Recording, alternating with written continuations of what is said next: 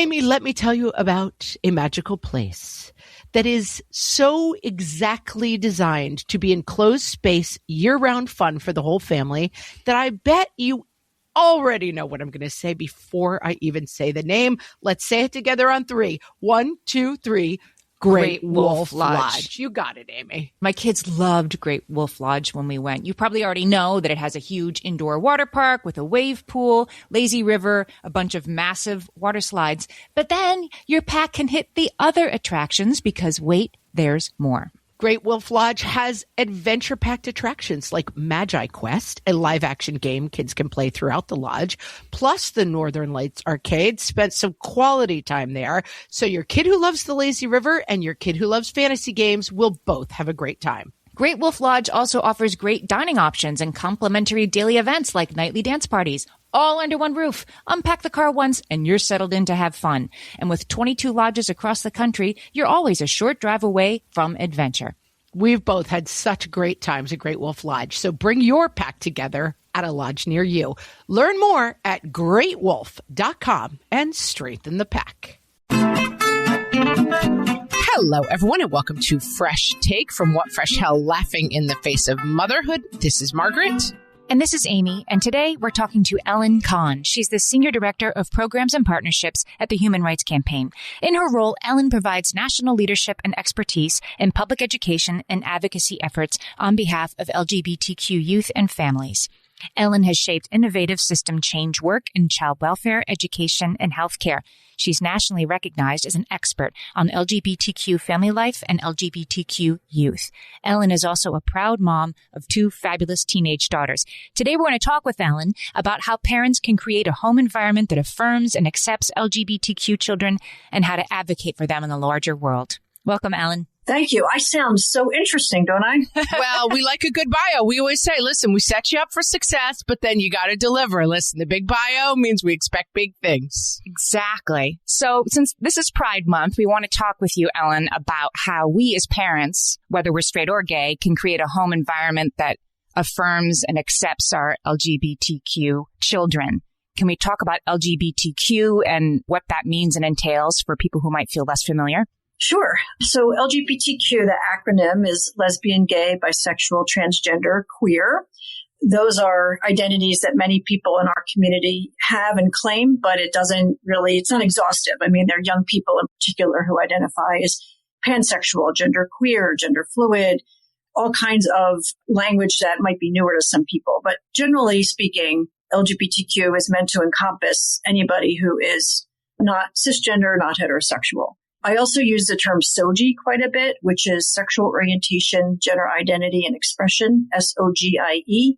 And sometimes we're just talking about sexual orientation and gender identity. Generally, for example, every single human being has a sexual orientation and a gender identity and a gender expression. I can get stuck sometimes like, okay, I understand this, but I don't understand pansexual, or I understand non-binary, but I don't understand this. I guess it's kind of not our job as parents to understand so much as it is to support, because it seems to me this conversation is continually evolving. Yes, for sure. Language is evolving. I do a lot of training of folks who are, my age, people who are working in child welfare, or teaching in K through 12 schools, or working in pediatricians' offices. And sometimes I do see a little glazing over when we talk about all the ways in which young people are self-identifying. And it's what I often say is it's not as if young people today have a totally different set of feelings and experiences and attractions that, say, I had 40 or 50 years ago. It's just that there's such a nuanced way of understanding and identifying and, talking about what those things mean. So it's just kind of a more vast language, like a deeper understanding of the complexity of sexuality and gender expression.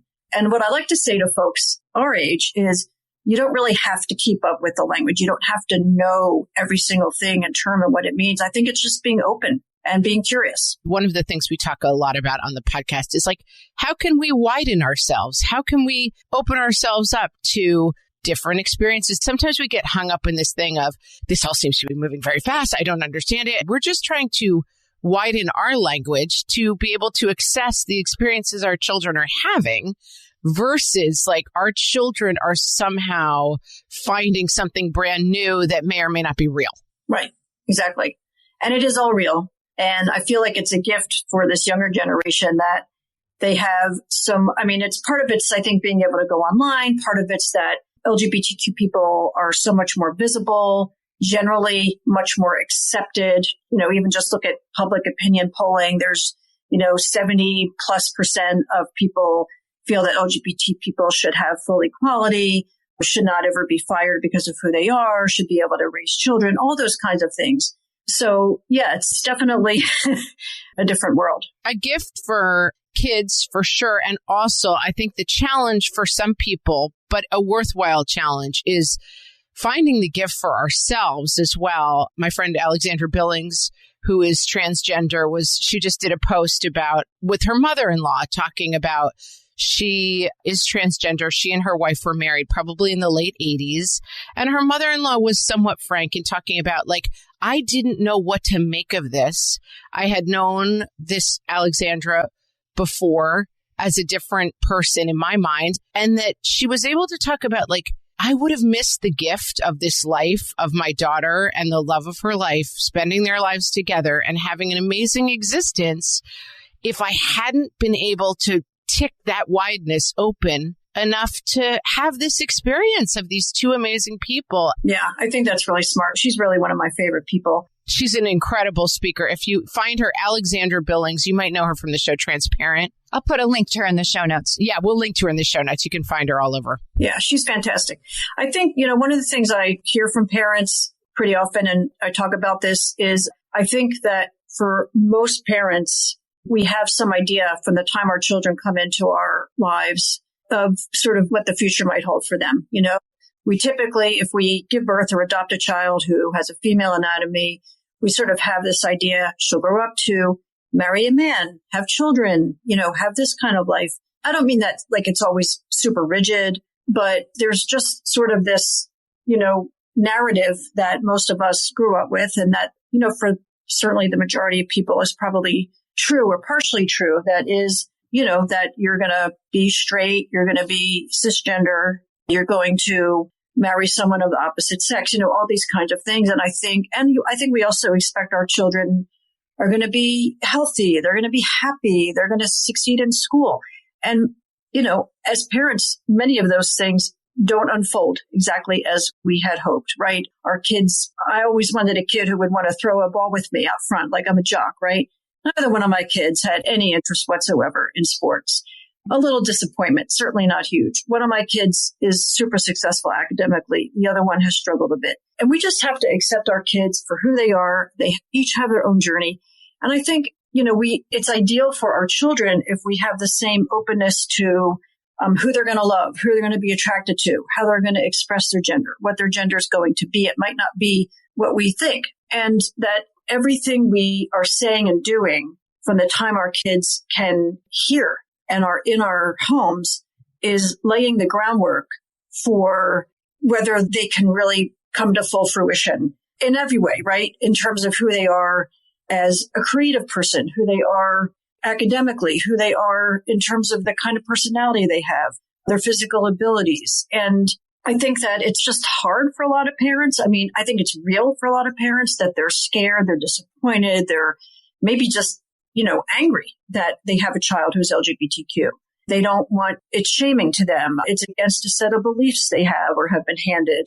They're worried about their child's well-being. All these are sort of legit feelings. But even if your reaction isn't great in the moment of learning you have an LGBTQ child, literally what you say to them and the space you make for them and the reassurance you give them that you love them and you'll always be there for them, even if you don't understand, kind of like maybe what Alexandra Billings' mother-in-law was grappling with is, I don't understand this, but I love you and I'm going to sort of figure this out with you. I was looking at statistics for LGBTQ youth. They're at a higher risk of depression and self-harm and things like that. And I just want to be clear, not because of their identity, but due to the hostility they experience in the wider world, which is part of what parents are worried about, right? When their kid comes out, that they're going to have a difficult experience. But Anyway, I read a study saying that the acceptance of parents was actually the number one factor in an adult living LGBTQ who felt that they were living a happy life was how their parents accepted them.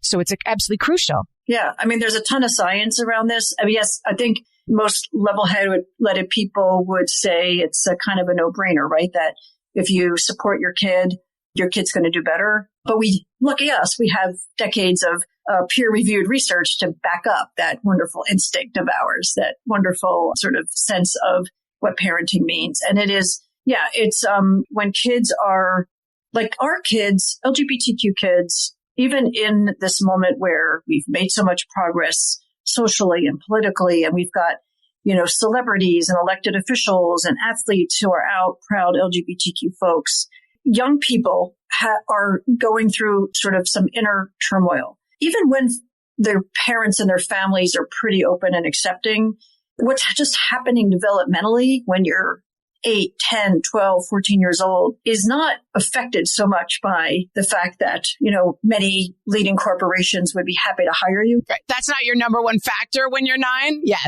It's a long game. It's like, am I in or am I out? Am I same or other? Will my parents love me? You kind of pick up shame and stigma. You pick up that you are different in some way. And so even with some of the good foundational things like supportive parents, people who have made clear they will accept you, you can still go to bed at night and stare at the ceiling worrying about, what your life is going to be. And part of that is that there is still a ton of anti-LGBTQ sentiment. There's still a ton of teasing that goes on with kids, especially around gender expression. There's so much policing, boys wearing a pink shirt or, boys get it a little bit more. Feminine or non-conforming boys get a lot more teasing. They're targeted much more than girls who aren't conforming, at least in those younger years. But kids are they're very perceptive around what's okay and what's not, which is why I always come back to, and it's so important to talk about research. Literally everything you're saying as a parent around your kids is shaping whether they're going to be able to accept who they are if they have same-sex attraction or if they're questioning their gender. They're sort of looking for signs and making notes to themselves. I mean, I grew up in a home where, was shamed for the kind of clothes I wanted to wear. I was very tomboyish.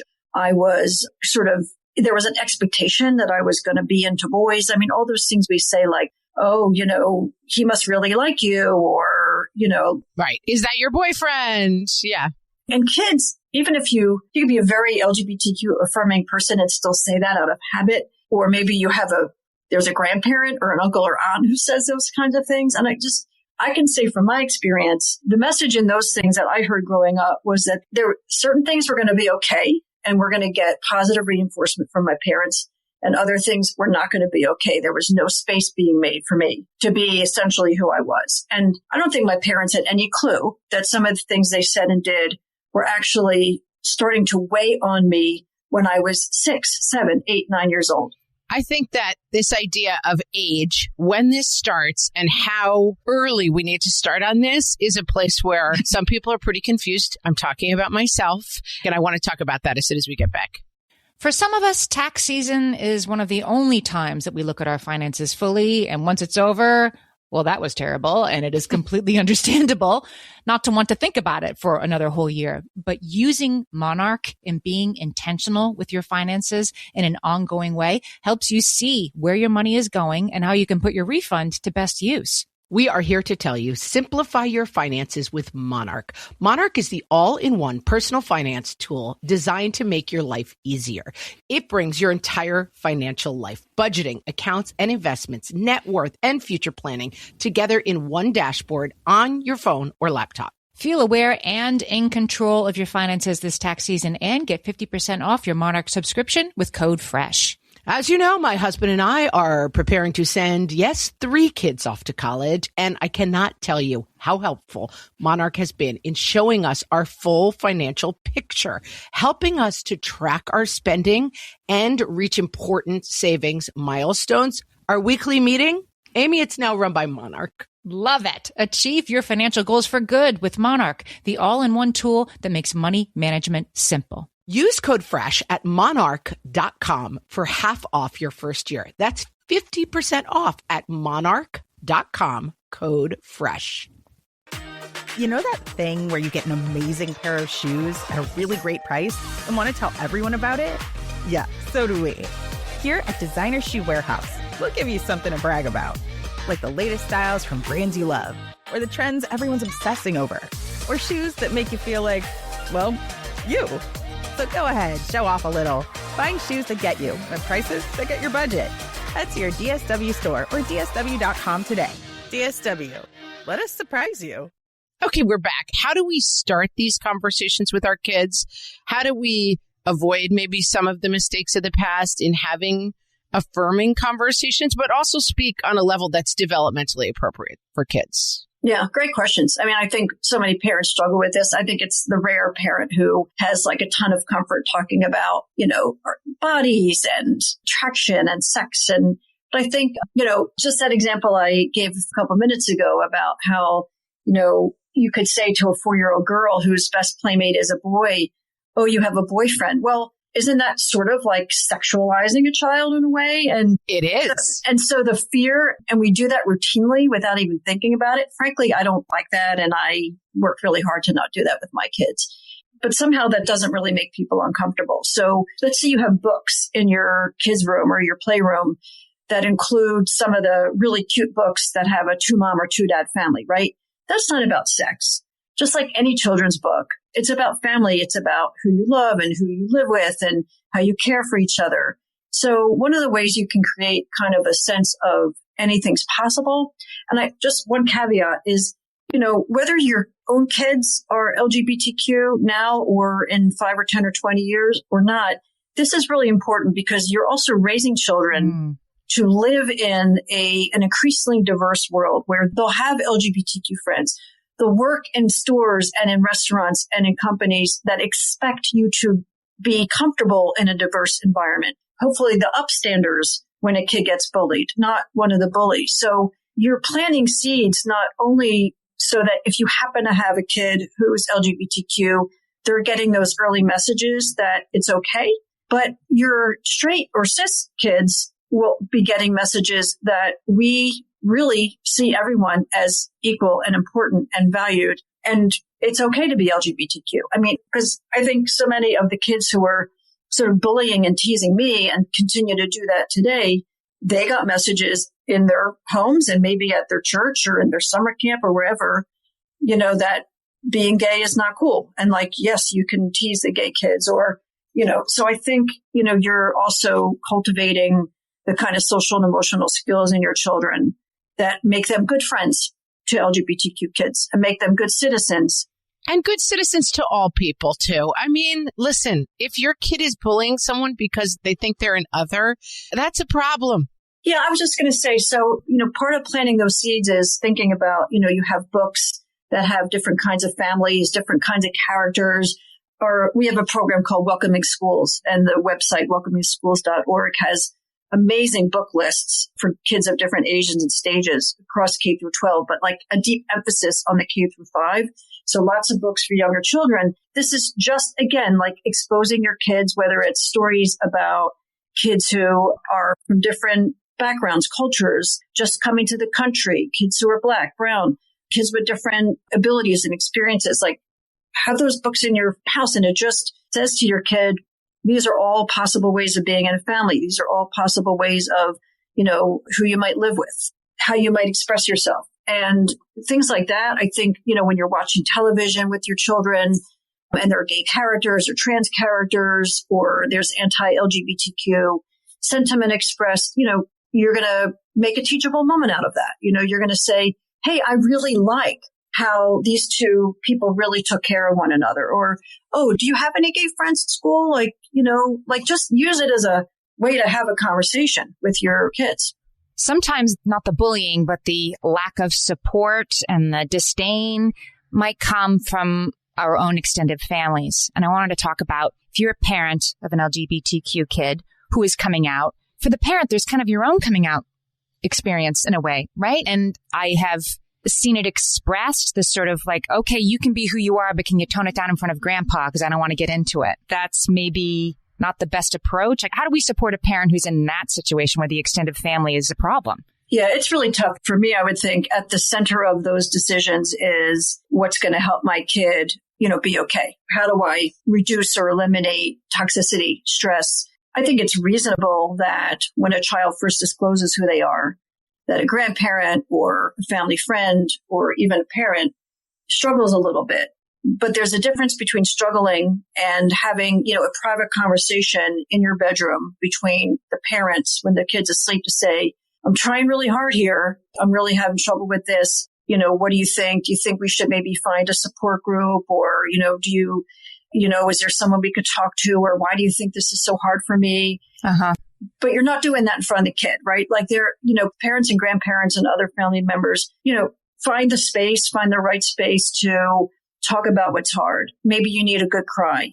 That's okay. It's just literally what you're saying to your child and what you're doing in front of your child is important. They're like what they're hearing with their little ears and what they're seeing with their little eyes and what they're feeling with their little heart is really important. And I think it's a journey. I think that, a lot of parents and grandparents are initially, rejecting or afraid. Maybe they do worry that their child's not going to have a happy life.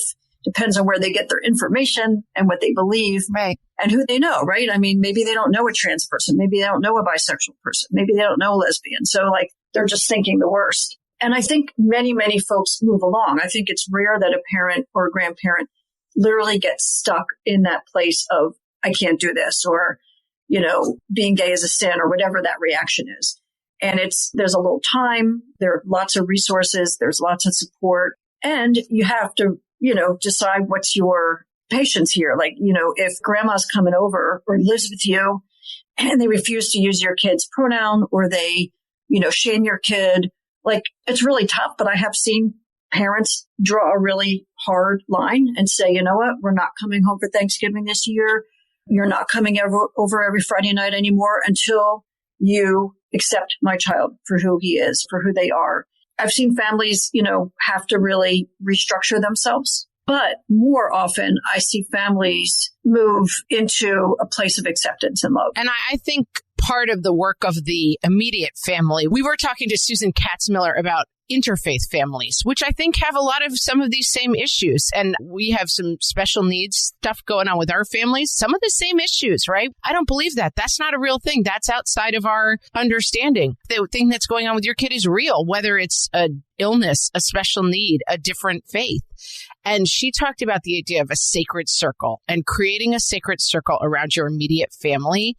And within that sacred circle, these are the rules, and that your invite into our sacred circle is understanding what happens within it. And that's how you get invited in. And we may visit you outside of our sacred circle, but we come back into this space where we protect each other. We respect each other's needs, abilities, whatever. We respect everything that people are within here. And I think if you set that sacred circle up in a smart way, slings and arrows can come in from the outside, but your kids have a sense that in here we respect each other, and come at us, world, we're ready for you. And I think that resonates with me with this issue too. Yeah, absolutely. I think that's essentially what you do is it's who's with us, who has our back.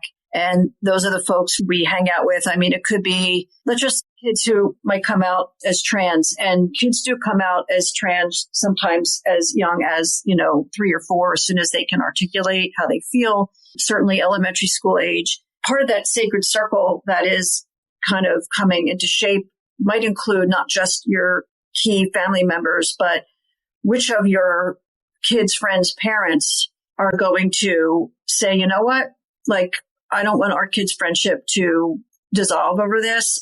I have your back. And that family goes home and they read and they learn and they're like, okay, I get this. This makes sense.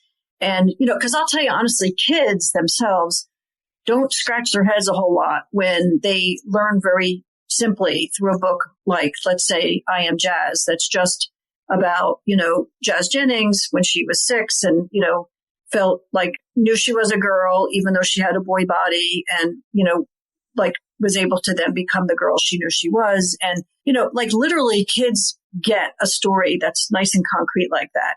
And it's often the parents who struggle. So a sacred circle might include, some of your kids' friends and their parents who have, played with you and played soccer together or hung out outside on the front lawn together. Sometimes it's really just a couple of key family members. I think I really like that concept a lot. And look, there's a lot of pain sometimes when certain folks jump ship. People feel betrayed.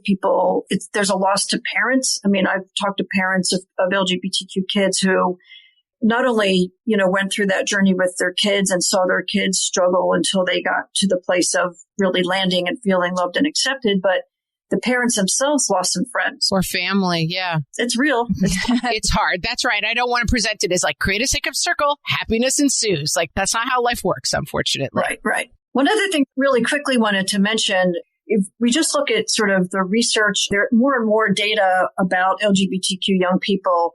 Like the CDC, every 2 years, they do a national survey of high school students. And a few years ago, they added sexual orientation and gender identity to the demographic section. So now not only can we get a better sense of like how many kids are identifying as part of this community, but we can compare their experiences to non-LGBTQ kids. There are also a couple other national surveys. And what we're seeing is like roughly 9 or 10% of young people are identifying as not heterosexual, so lesbian, gay, bisexual, or questioning their sexual orientation. And about 2% or so are identifying as transgender or non-binary, meaning not cisgender. And we also see that the average age of coming out has dropped dramatically, say from like 1990, where it was about 18, 19 years old, to now somewhere between 14 and 16. That's for sexual orientation. I think we don't have enough data, but because gender identity is often sort of, you can really know your gender identity. It's kind of solidified at much earlier ages than, say, sexual orientation, where your awareness of your sexual orientation is usually pre-adolescence, when you start to feel actual like attraction, and you can, those sort of butterflies in your stomach. That tends to happen a little bit later. But so we have this, on one hand, we have this change where young people, I think, again, because there's so many more role models, there's literature with LGBTQ characters, there are TV shows, just general acceptance. They can sort of claim at a younger age, this is who I am. So I see that positive, because the burden of carrying a secret, we know from research as well, wears on your mental health. However, the flip side of that is a 14-year-old boy who comes out as gay at home and is accepted, great. But a 14-year-old boy who comes out as gay at home and is literally thrown out on the street, which does happen, is then a 14-year-old boy on the street. And I talk a lot about how in my generation, most young people, most LGBT folks, we just put our heads down and try to like get through high school so that at the very least you could be self-sufficient, right? You would get a job. Some people put their heads down until they got through college because they couldn't risk losing their parents' financial support or the security of their home life in order to go to college or whatever their sort of dream was. And that's not like for this younger generation. Of course, it's true for some people who are terrified. I mean, in our survey of teens a couple of years ago, 50% were not out to their immediate family. And of those 50%, half of them had heard lots of negative things said at home about LGBTQ people. So they were afraid to disclose within their own family. So they're carrying this burden, like they know who they are and they're carrying the burden. Because the burden is great if you are rejected by your family, if you're shamed, othered, and at worst thrown out of the house. I mean, you can't manage, you can't survive in a healthy way at 13 or 14 or 15 or 16. Take the temperature, the sort of climate of your home as a safe place for LGBTQ people. Like, what's the conversation like at home? What's the tone? Are there conversations about LGBT folks? Do you talk to your children openly about all the different ways you might feel? Like I used to say to my kids, I'm a lesbian. I was tuned into this in a way that most non-LGBT parents might not be. But I would say, when you grow up and you love someone, right? Or if you get married or, things that are not about assuming you're going to be heterosexual, not about assuming you're going to have certain likes and dislikes.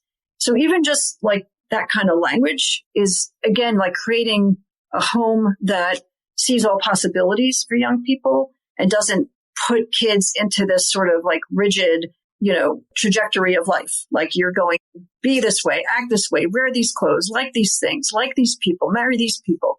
Because you don't necessarily know if you have an LGBTQ person living in your house. You do not know. Let's take a break and we'll come back and explore that a little bit further. All my kids learned to swim when they were little. It was super important to me that they be confident and safe in the water. There was only one problem with that, taking them to swim lessons. I mean, the pools were freezing. There were always cranky adults doing laps right there. And it was definitely not, for any of us, what you would call fun. Amy, heard. But now there's Goldfish Swim School. Goldfish takes a really thoughtful approach to swim lessons, combining research-based teaching with a warm, kid-friendly environment that actually helps kids thrive in the water. Every detail at Goldfish is thoughtfully designed to create a golden experience, from shiver-free, warm indoor pools to comfy waiting areas for parents to professionally trained lifeguards on deck. Goldfish uses an approach called the science of swim play, which combines guided play with proven teaching techniques to help kids learn to swim, build water safety skills, and gain confidence all at their own pace. Lessons are designed to meet kids exactly where they're at. If you've been thinking about swim lessons or just wondering where to start, this is a great opportunity. Right now, Goldfish Swim School is offering a waived membership plus your child's first lesson free at participating locations. Just visit goldfishswimschool.com/free to find a location near you and enroll using promo code FREE. That's goldfishswimschool.com/free, promo code FREE. Amy, when I'm having a good hair day, it usually makes my whole day better.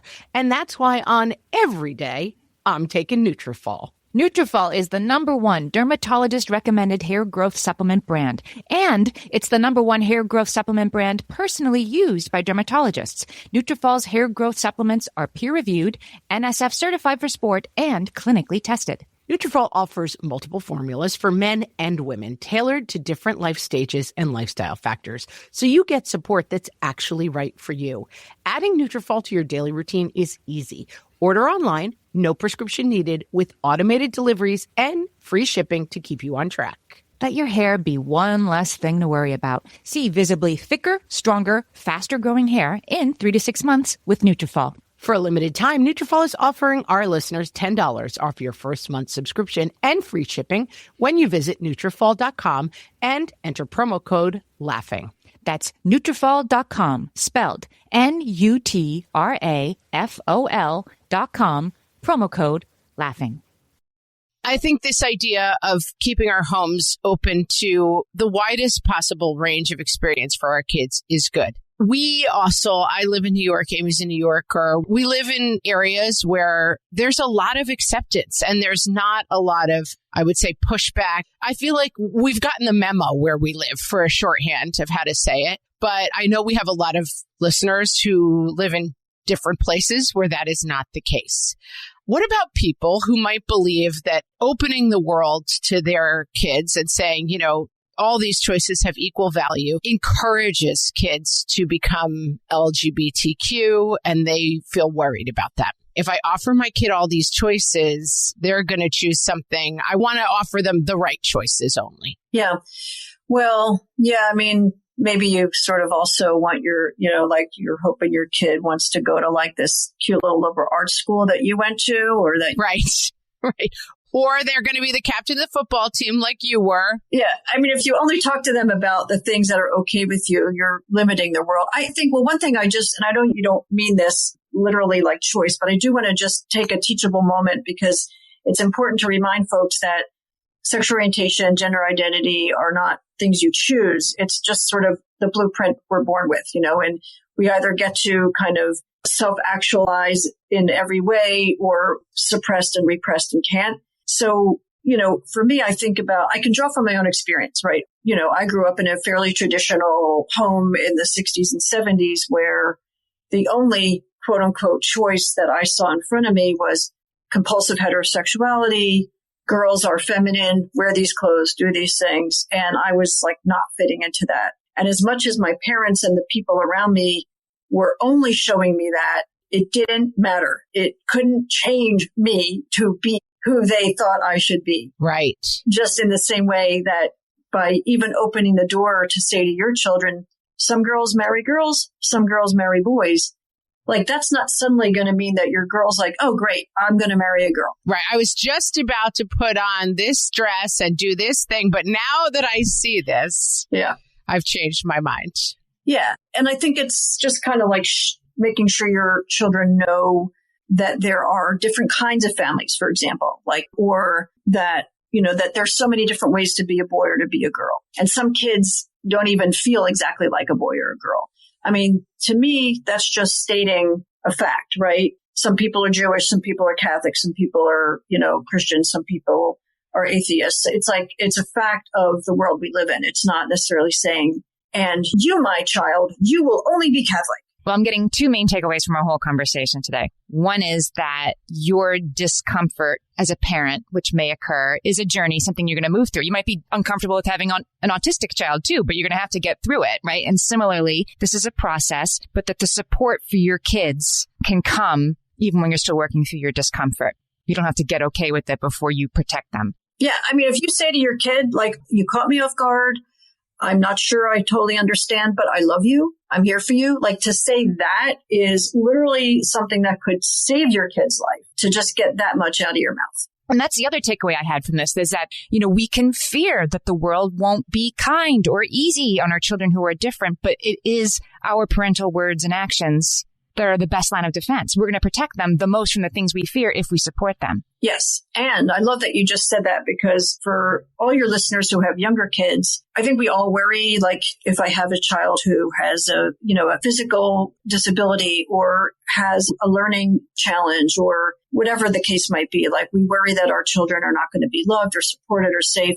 Well, all of us have the ultimate responsibility to raise our children to be nice, kind children, right? So that if my kid is bi or trans or lesbian or queer or gender fluid or whatever, and your kid is not, but was raised to be kind to all people and raised in a family where there was no patience for anti-LGBTQ name calling, or, you know, that's creating a better world for my kid. So, you know, it's all of us together chiseling away at the reason parents are fearful. Let's just not raise bullies anymore. And I know schools are doing a lot more. I'm not saying people literally raise bullies, but I think when we interrupt some of those behaviors in our kids, it helps. I know schools more and more are really trying to address, you know, all kinds of bias-based bullying, including anti-LGBTQ bias, including bias about race or other things. So, you know, I think we all can do that for one another's kids. Can you point us to some resources, places people can go? They've heard our conversation and they're like, I want to dig a little deeper on this. Yeah. Well, for folks who are listening who have a kid who, you know, maybe you're observing something or the kid has shared something and they are either already identifying as LGBTQ or they've shared something about their sexual orientation, their identity, makes you think they might be. PFLAG, PFLAG.org is a national organization that has tons of chapters, parents of LGBTQ kids, and they have support groups and they're just great resources. There's also this huge Facebook group called Serendipity Doodah /Mama Bears, and it's 20,000+, mostly moms of LGBTQ kids who share online. It's gorgeous. It's a beautiful slice of humanity to see how these parents share with one another, support each other. Some folks come into that just starting their journey and terrified, and they take a risk and they're vulnerable and they say, I don't understand. My 17-year-old child is telling me they're trans. I don't understand. I'm scared. And then, you know, 2 months later, they've just gained so much wisdom and support and insight. And so that's a resource. There are a ton of books. I mentioned Welcoming Schools, which has a lot of resources for parents, especially of younger kids. And if you have younger kids, Welcoming Schools is like a kind of program you would hope that your kid's own school principal would say, wow, we need this in our school. So in addition to things like book lists and like frequently asked questions, program itself is a really great program for schools. I think those are some of the things that come to mind right away. Awesome. And we'll link to all of those. Yeah. And Ellen, tell us where we can find you on the internet. Oh, Oh, I can't tell you that. No, I'm kidding. No, tell us where we can find you right now if we have muffins we want to bring to your house. I love that. Well, I work at the Human Rights Campaign, and you can find me. There's information about me on the Human Rights Campaign website. I'm not a big social media user, but I am on Facebook. That's about it. Okay. We'll find you there. One and done. Well, thanks so much for talking to us today. This was such a great conversation. Thank you, Ellen. It was my pleasure. I really enjoyed it.